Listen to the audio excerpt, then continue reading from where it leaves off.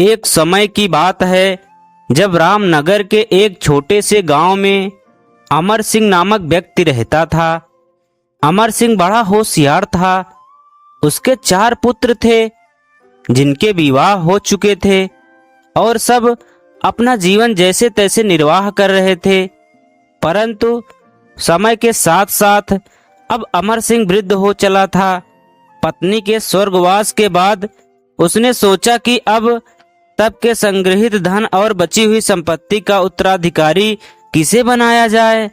ये निर्णय लेने के लिए उसने चारों बेटों को उनकी पत्नियों के साथ बुलाया और एक एक करके गेहूं के 5 दाने दिए और कहा कि मैं तीरथ पर जा रहा हूं और 4 साल बाद लौटूंगा और जो भी इन दानों की सही हिफाजत करके मुझे लौटाएगा, तिजोरी की चाबियां और मेरी सारी संपत्ति उसे ही मिलेगी।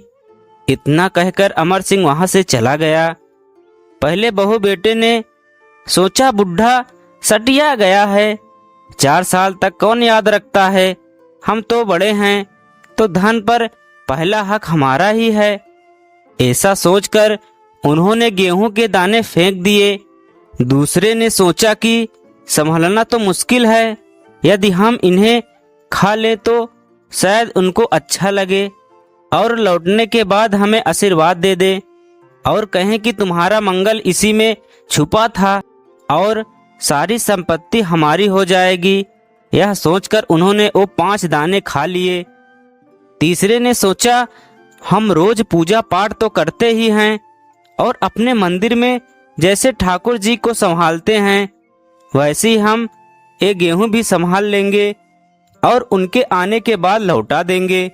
चौथे बहू बेटे ने समझदारी से सोचा और 5 दानों को एक एक कर जमीन में बो दिया और देखते देखते वे पौधे बड़े हो गए और कुछ गेहूं उग आए। फिर उन्होंने उन्हें भी बो दिया। इस तरह हर वर्ष गेहूं की बढ़ोतरी होती गई। 5 दाने 5 बोरी, 25 बोरी और 50 बोरियों में बदल गए।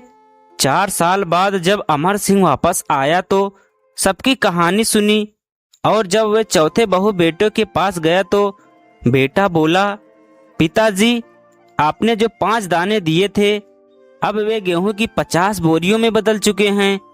हमने उन्हें संभाल कर गोदाम में रख दिया है, उन पर आप ही का हक है।